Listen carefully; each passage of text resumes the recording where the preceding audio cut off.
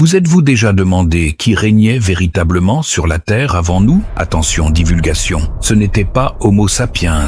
Imaginez une époque où les lions étaient de la taille de voitures et les paresseux 2 fois plus grands qu'un homme adulte. Nos ancêtres, encore en pleine évolution, côtoyaient de véritables titans de la nature. Au Pléistocène, il y a plus d'1 million d'années, la planète était un terrain sauvage. Homo habilis, Homo erectus, Homo neanderthalensis, tous tentaient de survivre dans un monde impitoyable. Tandis qu'un Homo erectus aiguisait ses lances primitives, des mammouths laineux traversaient le froid des steppes glacées et des tigres à dents de sabre rôdaient silencieusement, prêts à bondir. Dans les savanes africaines, des rhinocéros géants, des hippopotames colossaux et des antilopes préhistoriques partageaient le territoire des premiers humains. Et si cela vous paraît dangereux, imaginez-vous face à un méganthéron, le cousin encore plus féroce du tigre à dents de sabre, doté de crocs capables de transpercer un crâne. Mais la coexistence ne se résumait pas à la peur. Ces animaux ont façonné les instincts des hominidés, chasser, fuir, planifier. Tout cela est né de cette lutte perpétuelle pour la survie. C'est ainsi qu'Homo erectus a appris à maîtriser le feu, à repousser les prédateurs et à se nourrir. Et tandis que le feu illuminait les nuits, un autre monstre rampait dans l'ombre, le glyptodon, une sorte de tatou géant recouvert d'une carapace de la taille d'une voiture. À côté de lui, l'homme de Néandertal semblait un enfant curieux cherchant à comprendre le monde. La question est, comment Homo sapiens a-t-il réussi à surmonter tous ces obstacles et à devenir le maître de la planète? La réponse réside précisément dans ce qu'aucun autre être de cette époque ne possédait, l'intelligence stratégique